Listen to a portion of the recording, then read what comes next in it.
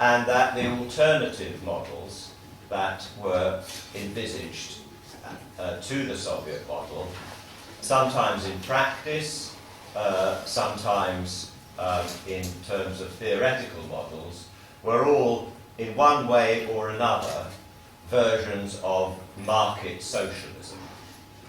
And I felt that market socialism was a contradiction in terms, and so I started to think about what a socialist society and socialist economic organisation might look like if one drew upon the historical lessons of attempts to build socialism, but also on a lot of theoretical work that had been done over the years, starting, somebody mentioned, I think Marco mentioned it this afternoon, with the socialist calculation debate in the 1920s and continuing since then. Now, the results of my work were published in a book called Democracy and Economic Planning, which was published in 1988, the year before the collapse of the Soviet Union, the collapse of the communist, actually existing socialist or communist countries of Eastern Europe, and 2 years before the collapse of the Soviet Union, which was not a particularly favourable climate in which to produce such a book. It rapidly, perhaps not quite that so rapidly, but it went out of print a few years after publication. And I was delighted when the publishers last year told me that they were going to bring it back into print, this time as a paperback, because of the renewed interest that there has developed in the period since the end of what we might call, what Eric Hobsbawm, the English historian, called the short 20th century. So I'd like to present a copy of the book to Primož on behalf of the university, because I don't know whether you have a library or a collection of books, but if not, maybe you'd like to start one. And anyway, there it is. So what I want to do then is to develop a model, my model, effectively, of a self-governing society. Now, I use the term self-governing rather than self-managing for reasons which I hope will become clear. And I think, in a way, the principal reason is because I see the primary object as a self-governing society. The society then controls the economy. I don't see a separation, a strict separation between politics and economics. It seems to me that economic activity needs to serve society. And therefore it seems to me to use the term self-management focuses attention particularly on the productive process. And while that, of course, is terribly important, it's not the same thing as the society.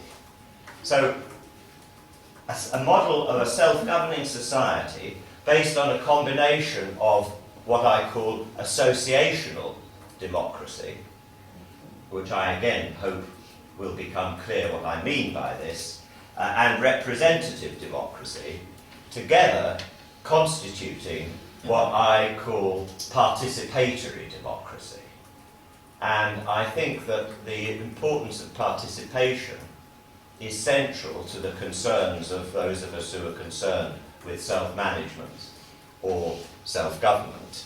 And so I think it's very important that this concept of participation is at the forefront of the way in which we think about how society and economy could be organised. Now, the model is one in which economic self-government is based on the concept of what I call social ownership.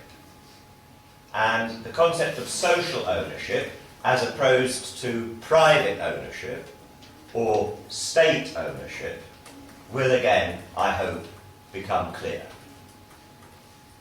And the second concept on which the model is based is that of negotiated coordination. Effectively, then, a process through which the social owners negotiate the use to be made of the assets. And again, I'm going to develop that theme in the course of my talk.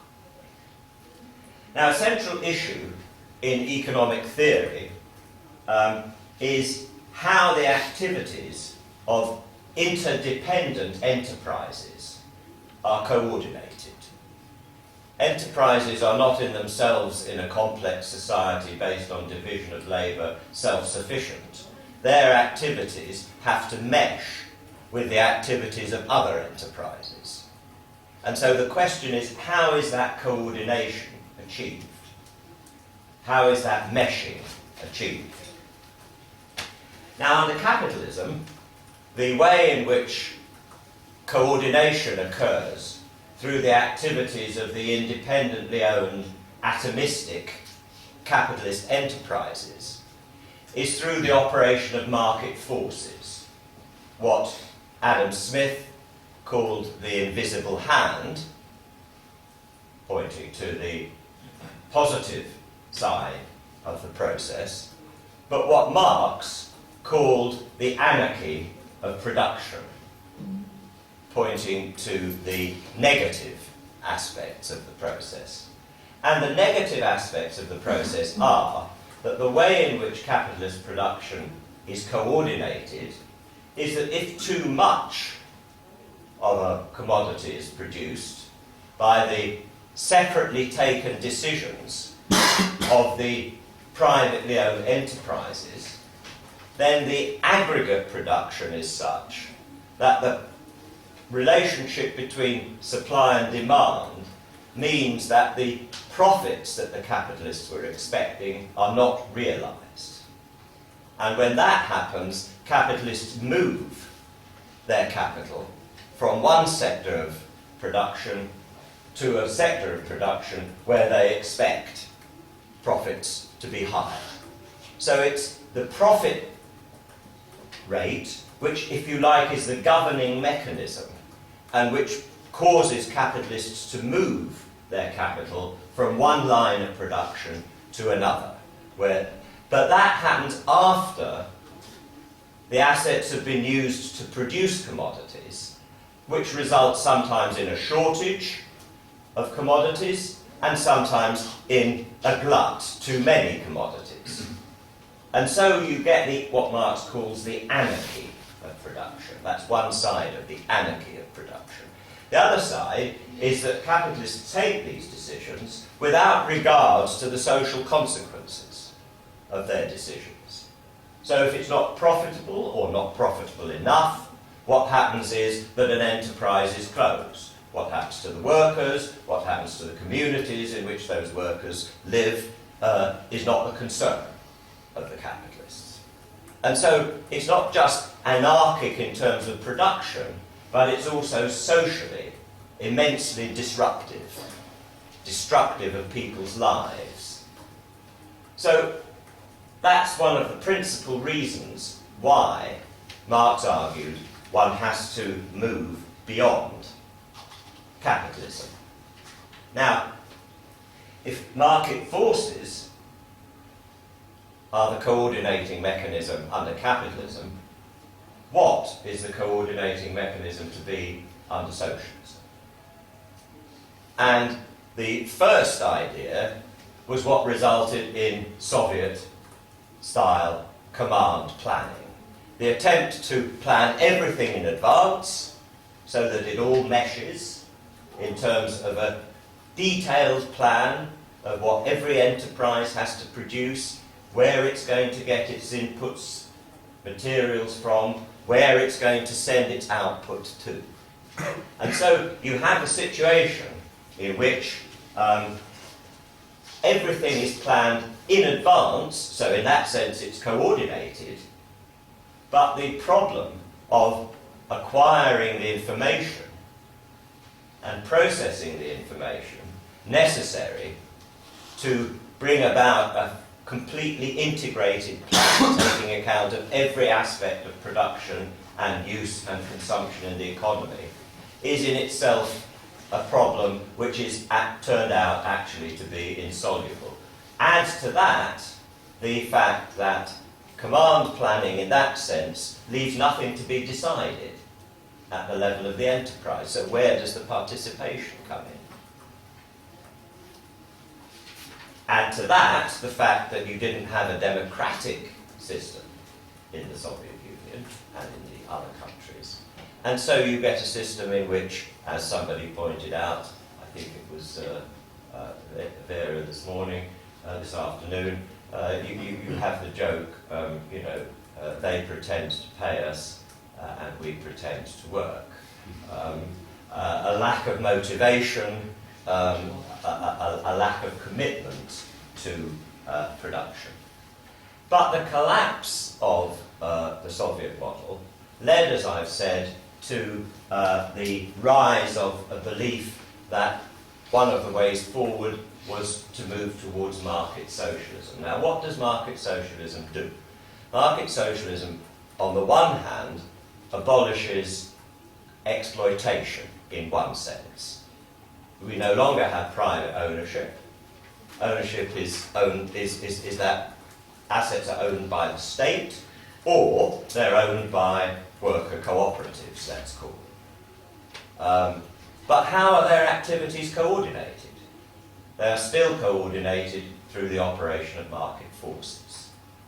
They compete against one another, and they are still coordinated through the operation of market forces. Now, here, in various ways, to varying degrees, we can think of the Yugoslav model, which many people, perhaps most people here, will be more familiar with than I am. We had the Hungarian new economic mechanism, which was introduced in Hungary in 1968 in order to try to introduce elements of the market. And we've had a proliferation, particularly in the West, of theoretical models of market socialism. Now, what I want to do is to move on from that and to try to develop an alternative model based on negotiation between social owners, coordination achieved through negotiation between social owners. And my argument is that such negotiated coordination would enable society to shape economic activity, and remember, it would enable society to shape economic activity to its needs and to mediate its relationship with non-human nature. And I make this point deliberately because it seems to me that socialists today have to take account of the traditional concerns of socialists: injustice, exploitation, instability, insecurity, but they also have to take account of the ecological crisis that the globe is facing. And we have to face up to that. We can't just concern ourselves with the traditional concerns that the socialist movement grew out of and has been preoccupied by.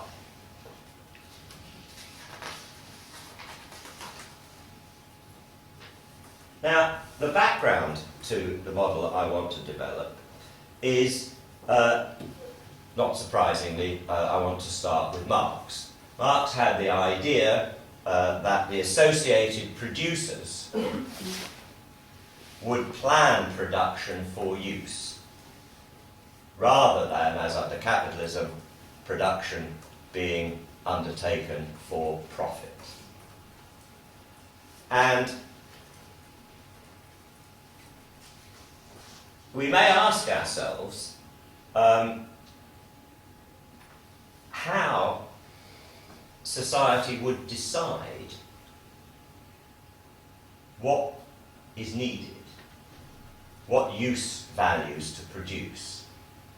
It's all very well to say we must produce for need or for use, but in a complex society, what combination of goods and services and in what proportions best contribute to satisfying human needs, and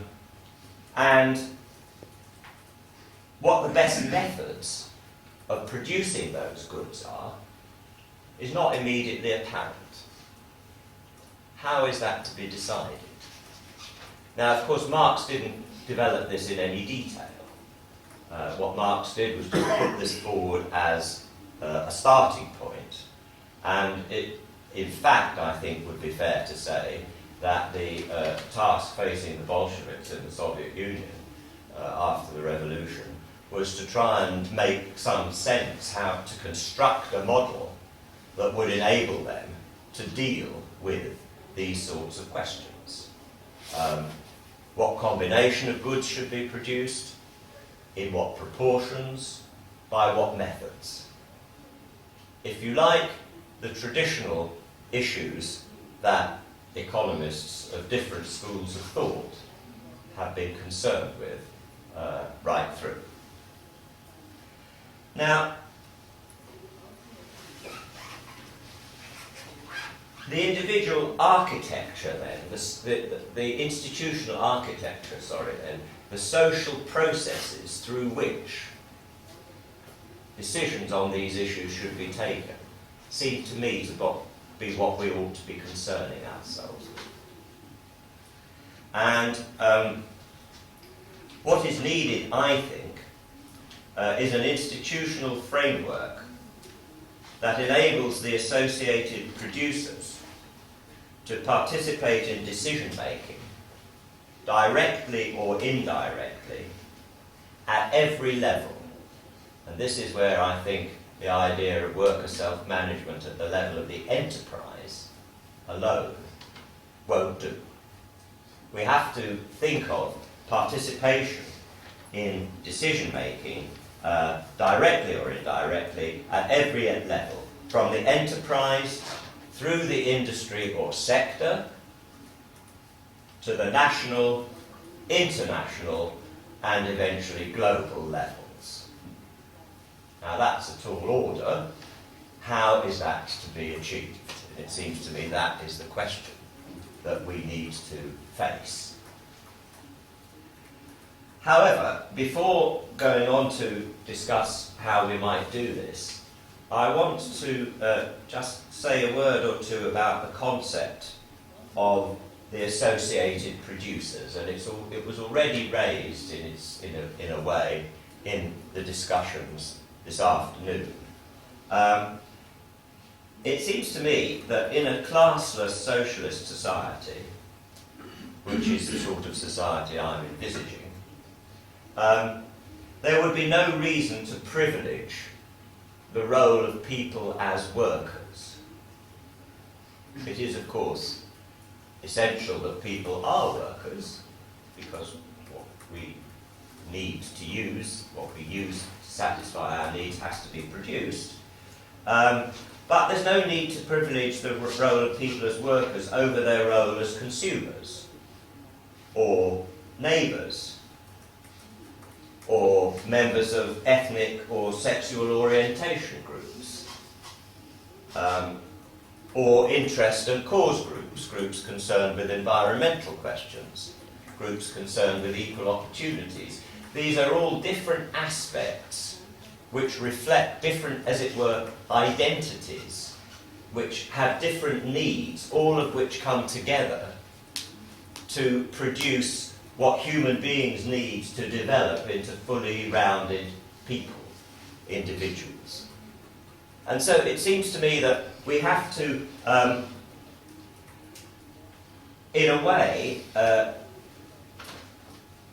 move from each according to their ability to each according to their work as the first stage, the lower stage of communism, as Marx put it, but also from the adage, to each according to their ability, to each according to their need. And when we move to their need, what people need is something that is not just defined by their work situation. And therefore what people need in the different aspects, the different varieties of their lives, the different stages in their lives, as children, when they're ill, as older people, when they're retired, all these things have to be taken into account. And therefore it seems to me that the term associated producers needs to be seen as a metaphor standing for the citizens of a socialist society in all the different aspects of their lives. Now, how can the associated producers, defined in this way, organise production so that they are in control and collectively decide on the use to be made of society's productive resources in order to meet their individual and social needs?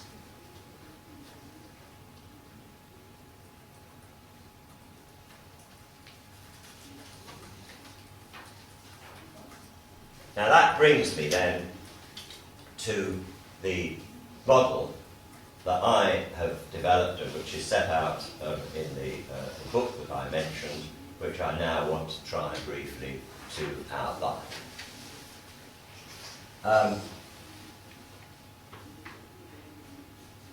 Now I start with the idea that economic self-government occurs within the context of a self-governing society. And it seems to me that this self-governing society needs to be a pluralistic democratic society. Now by pluralistic, I mean that we need to have two aspects to the political pluralism. On the one hand, we need to think in terms of representative democracy, where we have, if you like, the bourgeois concept of one person, one vote. And I think it's a big mistake for socialists to try to find some way of denying that this is a central aspect of a democratic society.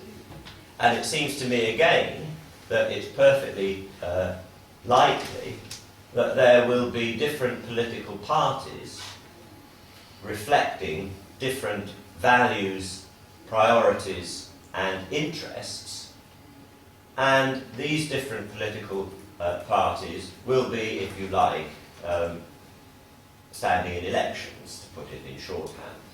So I want to argue, and I know a lot of people on the left won't agree with this, but there we go, that we need a pluralistic society in this sense.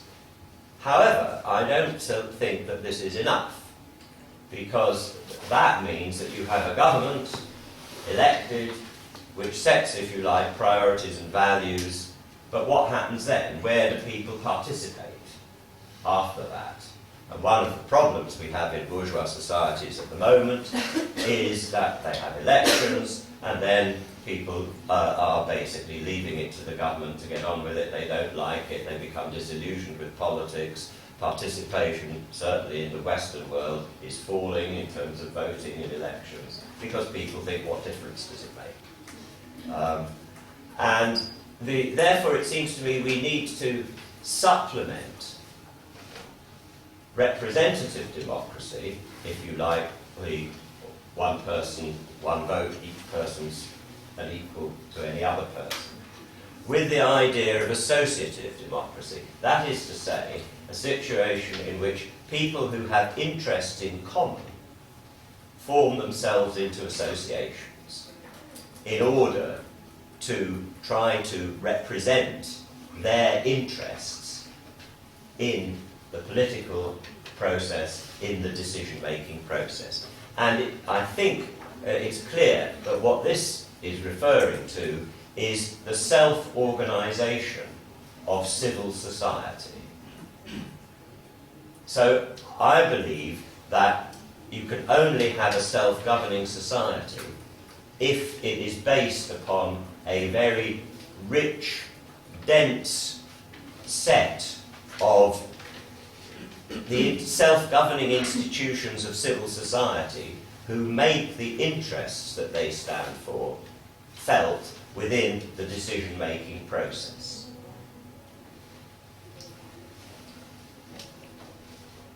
Now, that brings me to the concept of social ownership, the first of the two concepts that seems to me to characterise my model. Private ownership by private owners, state ownership on behalf, at least in principle, of society as a whole. But how does the state represent? How does it even know what the interests of people in all their different aspects are? So, social ownership, by contrast, would be ownership by those groups who are affected by the use of the assets involved. And when you think about that for a moment, this means that the social ownership will differ, the set of social owners will differ, if you like, at different levels of generality at which decisions are being made on the use of assets. If one is thinking of a very local level, then only the people concerned in that locality are affected by the use of those assets. But if you're thinking of a more general level, let's say the use of assets which produce services that cater for a region, then it will be the people in that region who are the social owners. And if you're thinking of certain decisions about the use of assets which have an impact at a global level, let's say the use of fossil fuels, then you will need a situation in which there will be, if you like, the concept of social ownership of the assets that produce fossil fuels to decide how they're going to be used at the global level.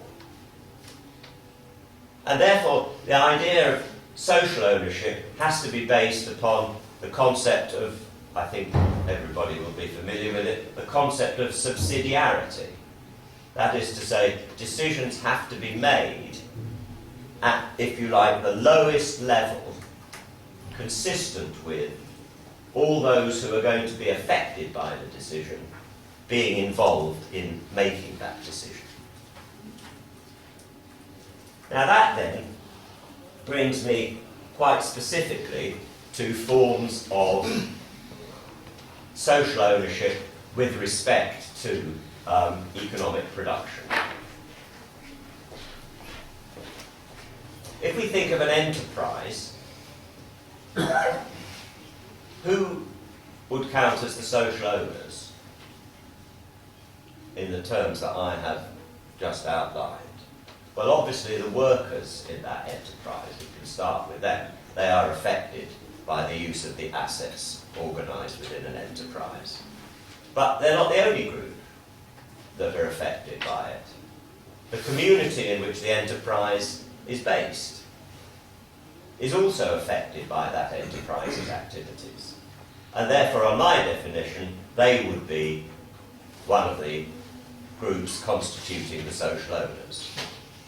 Similarly, those who use the output of the enterprise would be social owners on this definition.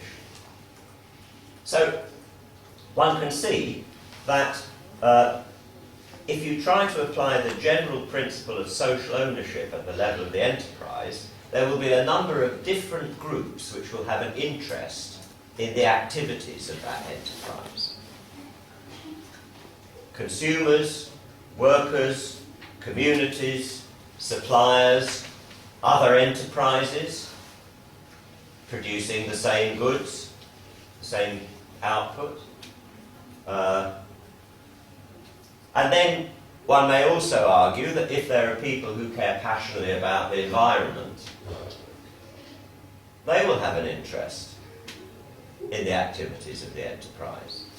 So a group in civil society which is concerned with environmental issues surely should be able to have a say in the decision-making process as to how that enterprise conducts itself.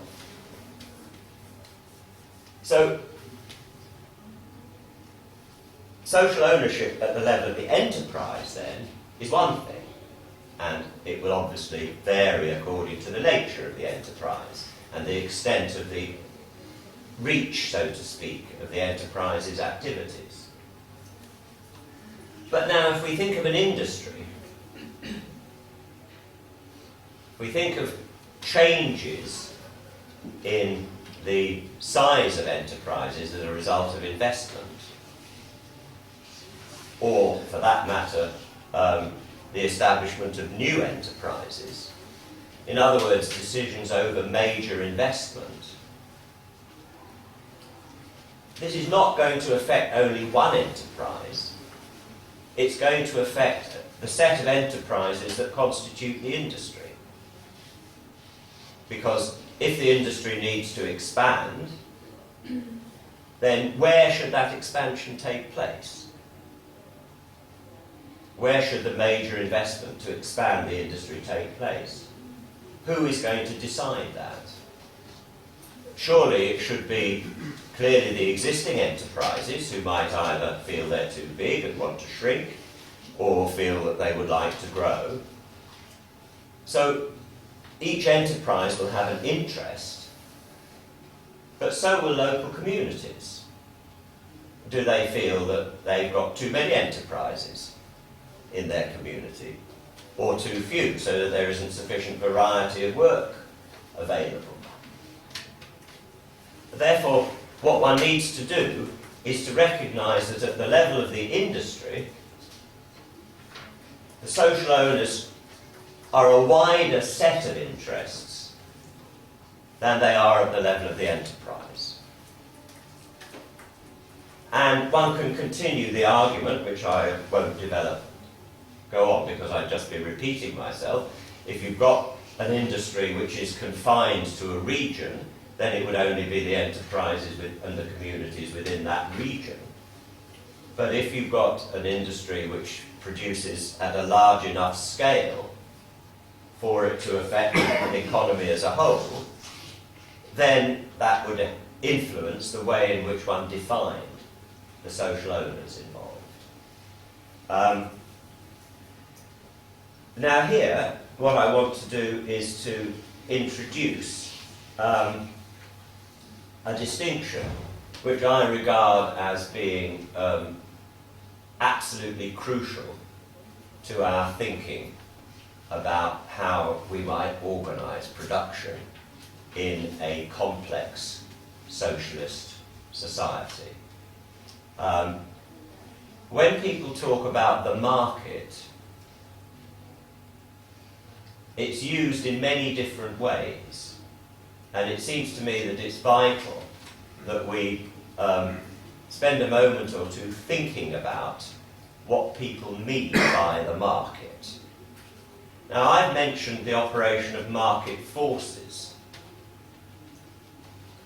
which is the process under capitalism and market socialism, through which resources are moved from one line of production to another. But people often also use the market to mean a place where people come together to buy and sell things, to exchange things. And so what I want to do is to draw a distinction between market exchange, which has existed effectively throughout history, and the operation of market forces, which existed under what Marx called simple commodity production, where independent peasants or artisans exchange their goods and services, what they produced, and what they produced depended upon what they thought would give them the best price in the market. But what didn't exist in simple commodity exchange was the existence of a market in the inputs into the production process. And Marx's definition of capitalism was where all the inputs into the productive process had become commodities. So labour power had become a commodity, which it was not in simple commodity production. And of course, capital had become a commodity. Land has become a commodity. So under capitalism, the inputs into the production process have become commodities. The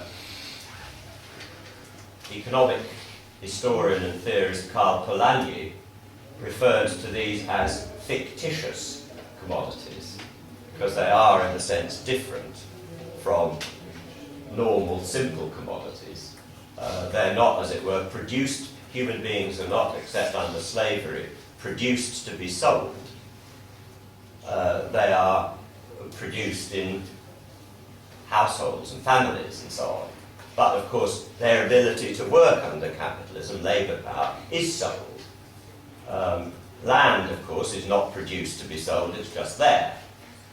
But under capitalism, it is bought and sold. So that's why Polanyi called these fictitious commodities, as opposed to, in some senses, real commodities. Marx didn't make that distinction. He just referred to commodities, the commodities being land, labour, and capital, in his case, the inputs into the production process. So, in my model, I want to, and I know a lot of people don't want to, but I want to retain market exchange.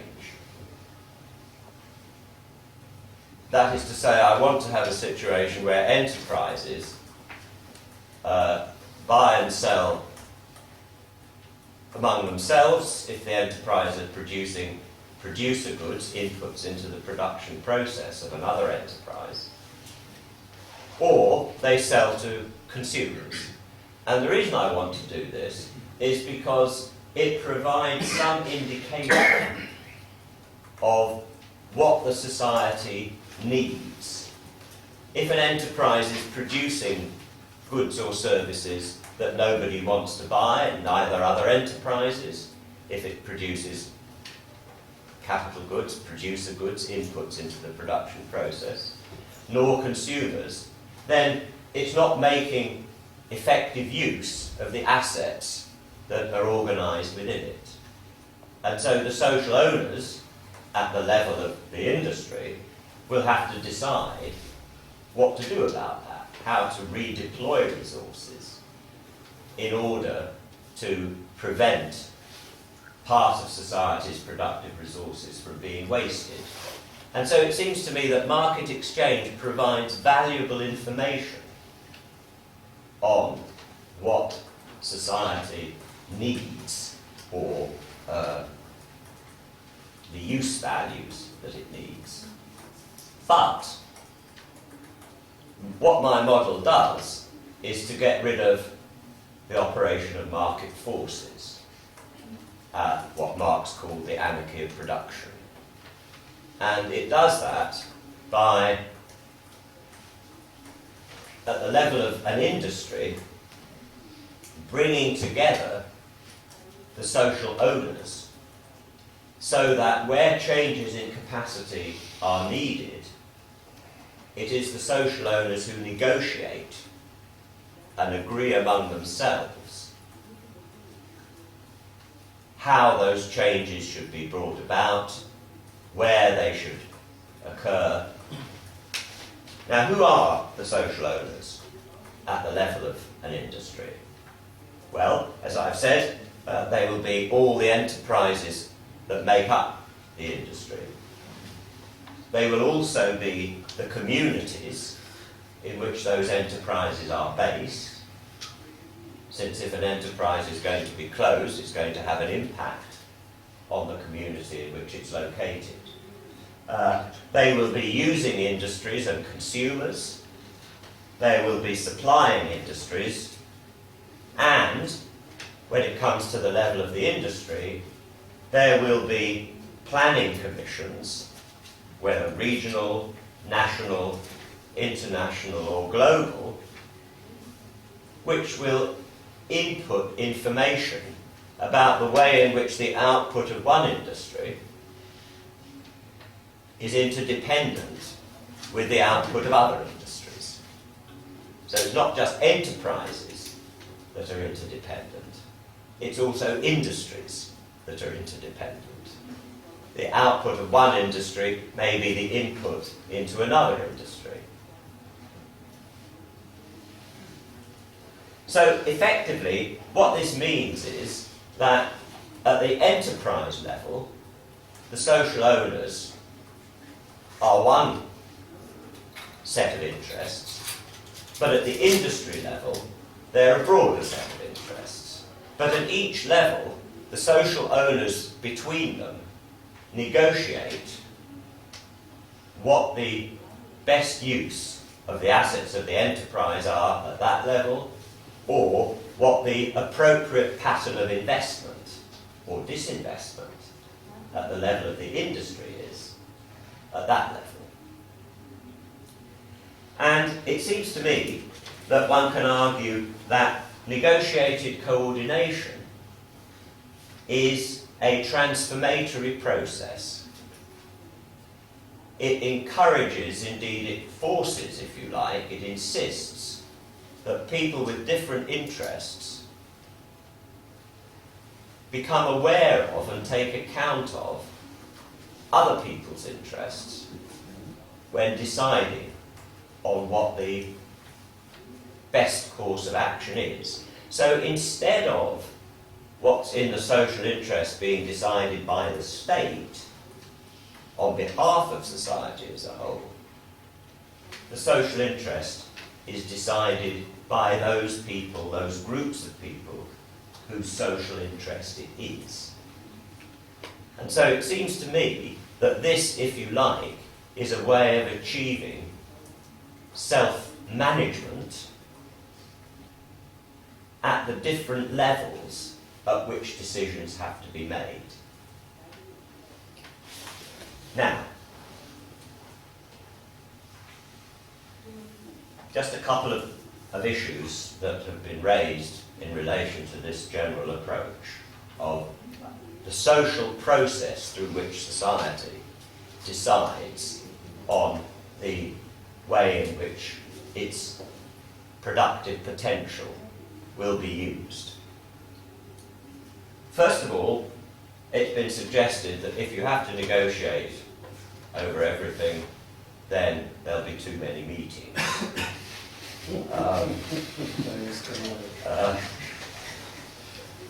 Oscar Wilde, the Irish playwright and wit,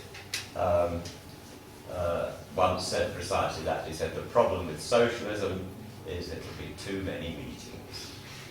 Now, I don't accept this for two reasons. First of all, the reason that was raised this afternoon, I think by Vera, that if one thinks of the way in which capitalist societies are structured, a relatively small group of people make all the decisions about how the society should operate, how it should be run. In the Soviet Union, they were called the nomenklatura. But there's always, if you like, you can call them the elite if you want to be loose rather than speak in class terms. And what that does is that reflects the social division of labour. Now, the distinction Vera drew, I think, this morning between the social or class division of labour on the one hand and the functional, or what she wanted to call natural, division of labour on the other, seems to me a very crucial distinction. And if one does move to a situation where you have a view that the different sorts of work, not the different functional types of work, but the different sorts of work, let's call them managing, administering on the one hand, caring on the other, skilled manual work on the third hand, professional work on the fourth hand, unskilled drudgery on the fifth hand. Doesn't really matter how you classify, but there are clearly different sorts of work. I mean, doctors, lawyers, all in some sense do the same sort of work, even though functionally it's very different. So do plumbers, electricians, carpenters. And what we have at the moment is a functional division of labour, but laid on top of that is a social division of labour, where basically people spend all their lives doing one sort of work. Now, if you abolish the social division of labour, what you would expect would be that in the course of our lives, we would all do, roughly speaking, an equal share of the different types of work. This would, among other things, have the effect that, for example, in our society, most caring work is done by women, not by men, but it does stunt men and prevent them from becoming fully rounded people. And it also has an effect on women because it means that they are often deprived of the opportunity to do other sorts of work which develops other aspects of their creative potential as human beings. So if you abolish the social division of labour, so that, if you like, a far greater set of people, indeed in principle everybody, has a go at running things, at administering things, at making the decisions, then this would have two advantages. It would mean that nobody would have to spend all their lives in meetings. Somebody once calculated that half the time spent in capitalist societies in meetings by groups of the elite was to do with their commercial rivalry, advertising, legal disputes over patents and so on and so forth. Well, you could abolish all that, and if you then shared it all round, it seems to me that we wouldn't need to take the argument that there would be too many meetings too seriously. The other advantage of abolishing the social division of labour is that at the moment this small group of people who run society are the ones who make use of what's sometimes been referred to as their tacit knowledge, the knowledge that they've acquired through experience. But the knowledge that the vast majority of people have acquired through experience doesn't feed in to the decision-making process. This is one of the real problems with the Austrian school's argument of Hayek and von Mises before him, and then the modern Austrian school, where they argue that you can only have a market economy because that's the only way in which this tacit knowledge of entrepreneurs can be drawn upon. But what that means is that the tacit knowledge of the vast majority of people constituting the society is not drawn upon. It's, if you like, what underlies the often stated sort of view that if you want to know how to improve a production, there's ask the workers, because they're the ones who actually do it, and they know how it could be improved. So it would have those two advantages. Now, secondly, the issue is of sustainability, which I want to again insist upon, because I think it's very important for us at the moment that we should take sustainability seriously. Now, ecological economists, there's a relatively recent, 20 or 30 years old school of economists called ecological economists, who are not neoclassical environmental economists.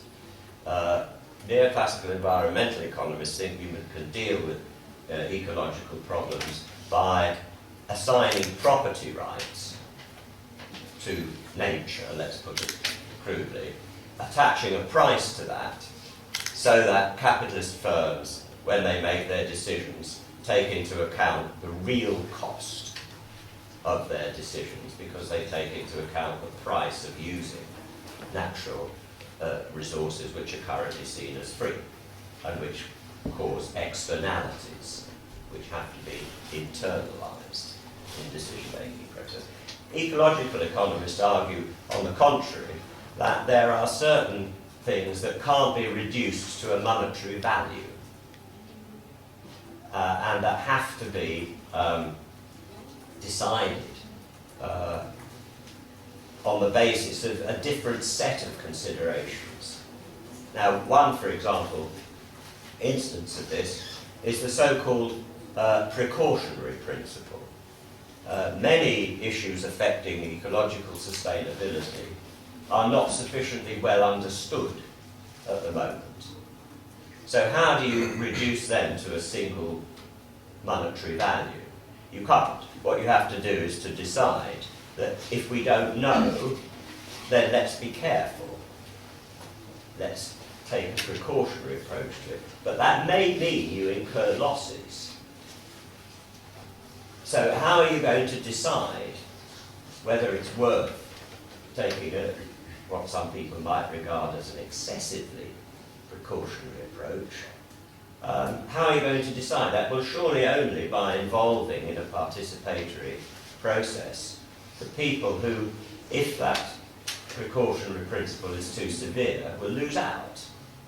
So they're the ones whose values have to be brought to bear, the people who are going to be affected by it.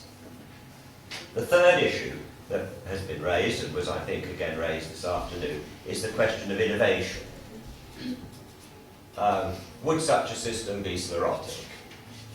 Would it just not have enough opportunities for people with bright ideas to engage in innovation? Now, I think there are two things we can say about this. The first is that most of the people who engage in innovatory activities do so out of curiosity. But, of course, within capitalism, that is commodified. And so the uses to which curiosity are harnessed in capitalism is shaped by what is likely to be profitable. Whereas in a participatory socialist society, what presumably would happen is that curiosity would be channeled in the direction of how one can make life, the quality of life, for people better, rather than what will make a profit. And in a pluralistic structure, such as I've outlined, with different enterprises, different industries, different planning boards, there's no reason why you shouldn't have what is required for innovation, which is, on the one hand, the generation of variety, because you never know whether an innovation is going to be useful or, in capitalism, profitable, and then you have to have a selection mechanism. Which innovations are profitable? Well, the market determines that under capitalism. Which innovations are useful, in the sense that they contribute to human need? Well, the sort of processes and institutional structures that I've outlined would, I think, deal with that under socialism. So, just to conclude, what I'm proposing is that we have a process of participatory planning from below within a framework set at the level of society as a whole through a pluralistic democratic process where strategic priorities for the society are decided and which are then, as it were, fed down to be implemented in their own way at the different levels. So participatory planning from below, the social interest, or the common good, is negotiated by those whose interest it is, rather than decided for them by somebody else, as happens when the state takes decisions on behalf of people. That the process of negotiated coordination is a learning process. The decision you reach might actually turn out not to be one that satisfies everybody. And so it's a process that you constantly come back to, learning. And in the case where the social owners can't agree, and therefore there is a stalemate, well, that has adverse consequences too. And consequently people learn from this. It's a process, I think, that encourages solidarity and cooperation, because the whole structure shapes people's way of thinking in terms of, okay, I've got my interests, but there are other people who've got their interests. How can we come to an agreement which everybody can live with, rather than me trying to impose my view on them, though there's no reason why you shouldn't, of course, have debate and discussion in the process of negotiation. And again, in terms of ecological considerations, it seems to me that there is now plenty of evidence in the most developed economies that further increases in real income do not contribute to increases in human well-being. There's been a lot of work done on this,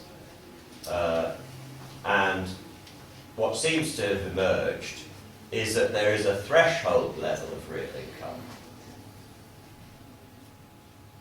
below which increases in real income per head do improve the quality of people's lives, because their basic needs are being met. Everybody needs clean water, adequate food, shelter, a cultural life and the resources necessary for that, and so on. But above a certain level of real income, further increases in real income don't increase people's well-being, people's sense of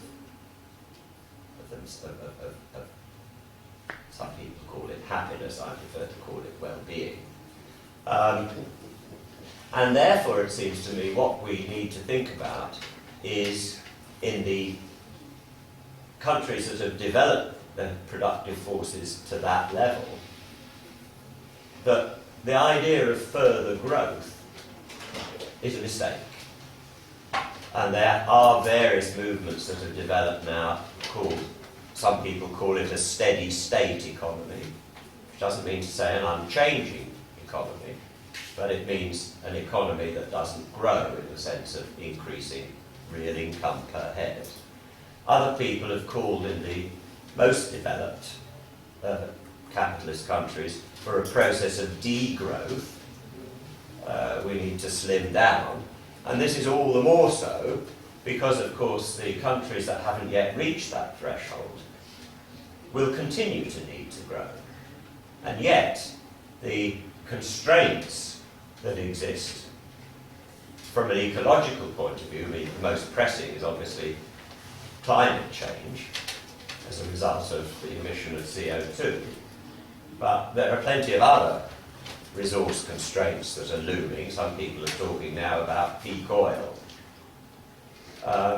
So, quality of life in a steady state economy can no longer be thought of as deteriorating because there's no increase in real income year by year, but rather, I think one must argue that the quality of life would actually be improved if we moved to a steady state and moved away from the idea of quantitative satisfaction of human needs to changing the quality of the life that is available to us. And that, of course, would mean that we would be in a position to consciously mediate, to consciously think about and take seriously our relationship with non-human nature, which rarely gets a look in when we're talking about these sorts of things on the left, but I think needs to increasingly be taken account of. So I'll stop there, and thank you very much for listening after what has been a pretty heavy day for us all, I think.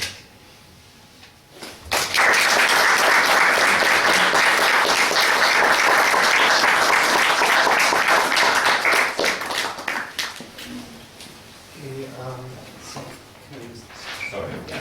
I'm opening the discussion now, so please come forward with any questions or comments. Okay, Leo was first. Regarding the description of your model, listening to that description, I have a very strong impression, as you were describing the social and political system as Yugoslavia had during the 70s until the middle 80s. If not in practice, certainly in the theory as developed Edward Cargill in late 70s. There you had pretty much the same idea, and also the practice. The planning initiative was on the below. The companies were joined on the industry levels, separated on the small companies. Then you had special associations of the self-managers, which had emphasis on their interests. They were, on one side, they were consumers, on the other side were those who were offering those, those services. You had, agreements on several levels, on the level of the community, agreement on the level of republic, and then agreements on the level of federations. And yes, you had meetings all the time, and there was also developed a concept of the pluralism of self-managing interests, as Edward Cargill said. But there is one major difference. You believe that there could also be a pluralism of, you can also have a multi-party political system. My question here would be, what is the use of this multi-party system if you have meetings on all levels of society where the people are solving their most basic problems on the level of the community, then they solve the problems interest on the other level. So what is the use that you have also these political parties? Edward Cargill thought that the League of Communists is too much. Not only and so the multi-party system would be too much as well. So what is the use of this multi-party system? Well, I mean, I'm sure you know more about the Yugoslav experience than I do. I did discuss Yugoslavia in my book, which is there. But I think what I focused on more was what I think I understood you to say, that while this was a theoretical aspiration, it didn't actually happen in practice, and it changed significantly away from that as the sort of the situation became, as if you like, the situation in Yugoslavia changed, so that you moved more and more towards a situation where effectively it was marketization that dominated. No, I think you're wrong. Well, I may well be. The process was totally the opposite. There were two questions before that. I think last question was more like, what is the rationality of having multi-party system if you already have so many layers of participatory decision making? It kind of makes it redundant at this point. I mean, I think that one view is that in a socialist or stroke communist society, politics would disappear. And if politics disappears, then I think it's perfectly reasonable to say, well, why do you need political parties? I don't really think politics will disappear, because I don't think it's likely that people are going to agree on everything. I think there will be different views about priorities, there will be different views about strategic direction of development, and I think that there will be different values underlying these differences of priorities and strategic lines of development. And so it seems to me that those can only really be decided on the basis of decisions taken at the level of the society as a whole. And that's why it seems to me that some form of representative government, some form of General Assembly, to make these very sort of general decisions. Also, decisions... What will be then the relation between these decisions and several other decisions realized on the bottom of the society, on the lower level of the society? Well, I'm saying if you have a genuinely democratic, pluralistic structure of the sort that I've outlined, then it seems to me one way of thinking about it is that would create, if you like, the legal framework, the regulatory framework, within which all these other things that we've been talking about. Just to take one example, I mean, okay, perhaps it's an extreme example, but one of the problems of local decision making is that you can get a form of parochialism, you can get a situation where minorities are discriminated against. Now, it seems to me that you need a situation in which society as a whole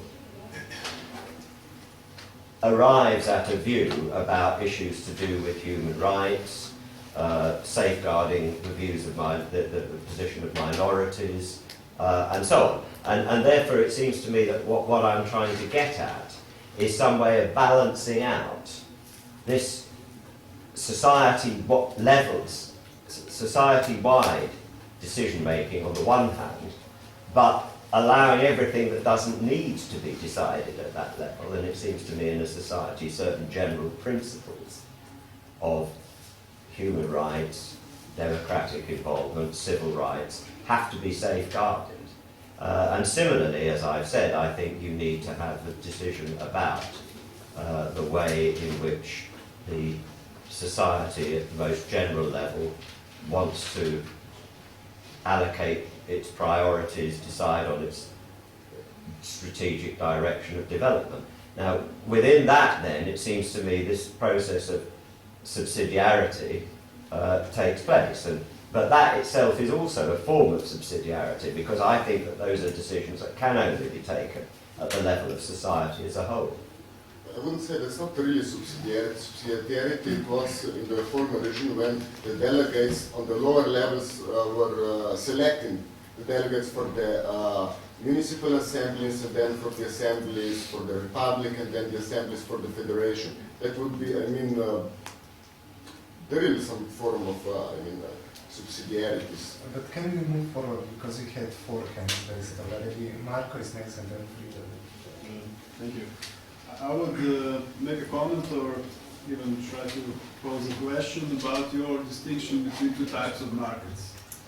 Now, I basically agree that this distinction should be made, and that there is relative autonomy of both types of these markets. And the specificity of capitalism is the existence of what you could call special markets or fictitious markets or factor markets. And the good news for socialists, at least I consider it to be good news, is that since the two are relatively autonomous, it is possible to get rid of capitalism without getting rid of the market as such, without getting rid of the market in general. This market is an exchange, as you say. However, I said relatively autonomous, because there is, to be sure, a sort of interconnection or overlapping of these 2 types of markets. Now, this may not be so evident in case of land market, for instance, or a labor market, which can be said are external to this market of products, to the markets in general, but this is pretty evident in case of capital market, so to say, or capital goods. Because, look, who is producing the capital goods? I mean, we know no one is producing in strict sense of labor power of people, and no one is producing them, but who is producing the produced means of production, that is capital goods? And the answer is, of course, enterprises. So, so here is the overlapping of these two types of markets, because it is the exchange of a particular commodity, type of commodities, that is capital goods, which is in fact a way of allocating capital goods. So if we install negotiating in this area, we limit the autonomy of the firms producing capital goods. And vice versa, if we want to have negotiative or whatever kind of planning in this area, this planning will also be limited by the autonomy, which we still have to a certain extent retain, of these firms producing capital goods. So there is a contradiction here. The one which I think could be overcome, but I would like to hear maybe some of your ideas. Yes, I don't really see why there is a contradiction. Supposing you think about it like this. If you've got the social owners at the level of the industry deciding on where the investment should take place, and therefore allocating the purchasing power accordingly, then you have, let's say, an enterprise that has been allocated an increase in capacity and therefore now is allocated funds for purchasing the capital equipment. Then they're purchasing the capital equipment just as before they might be purchasing the material inputs, or just as consumers might be purchasing. And if there are different enterprises producing, roughly speaking, the same capital goods, but one is of a higher quality than the other, then the purchasing power will, assuming there's enough information and so on, will be used to buy from the enterprise that's producing the higher quality capital good, and the enterprise that's producing the less good capital good will find that it's not being able to sell its output. So why is that any different from a situation where enterprises producing consumer goods find that they're not being able to sell the goods they're producing because other enterprises are producing consumer goods that consumers prefer? So in that sense, it seems to me there isn't a difference between capital goods and consumer goods. The real difference is how the purchasing power is arrived at. And we know that under capitalism, the purchasing power is arrived at, the decisions are arrived at by the people who, the private owners of the capital. The capital, after all, we have to distinguish between capital in the sense of money capital and capital in the sense of capital goods. Now, in my model, there isn't any money capital because it's not privately owned. There are purchasing power allocated in accordance with the decisions of the social owners at the level of the enterprise as to where they think the investment should take place. So I don't really see that there is there a contradiction. Well, if I may, just one. We're running out of time, so there are more hands raised, and I will switch to it as Friedor, Sasha. Yeah. Yeah, just quickly, probably. So I was also referring to what I have experienced. So I had the feeling, okay, it reminds me very much of the anarcho-syndicalist experience, especially the dualistic model of organizing in an industry-wide, on an industry level, and then in parallel organizing on a local level. So I was wondering if, because you didn't make any reference to that, if you also considered, well, the very short period of real existing anarcho-syndicalism, so to speak, in this, like in the Spanish Civil War before it was crushed by the fascists, or at least like considered the anarcho-syndicalist model in theory in building your model. And if you didn't, why so? not? Yeah. Well, I mean, I don't think it is anarcho-syndicalist because of the widely drawn concept of social ownership. Otherwise, you could say it has similarities, but it seems to me that it's the widely drawn concept of social ownership, which is not confined to the workers in the industry, that is perhaps, you know, the crucial distinction here.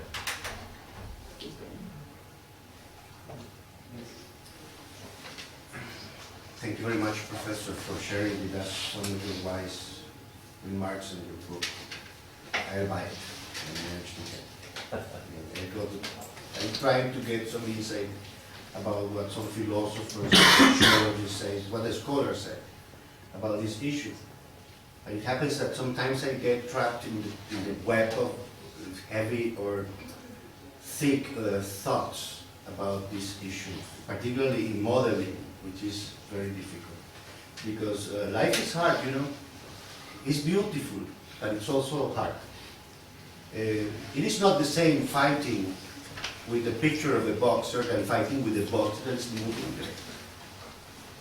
And when we speak about the models, sometimes models are too static. Because it sounds that for this model to be applicable, it would be required first to take over power.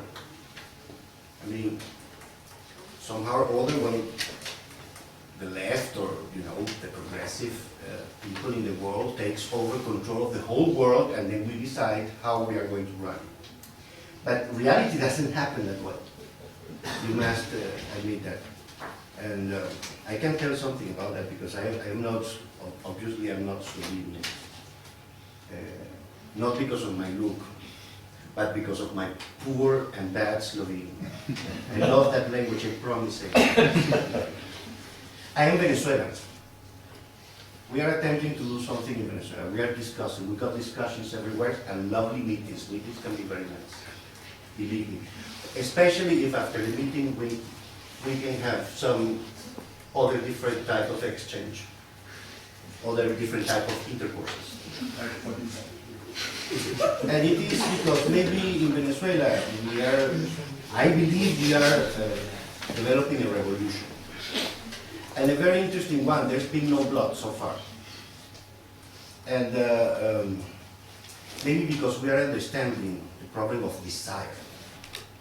Because in order to do all this and go to all these meetings and to construct a model like this, to discuss how ownership should be tagged, requires to want to do it, you know, to feeling like doing it, you know, which is something. Sometimes I feel like taking exercise and get rid of my belly.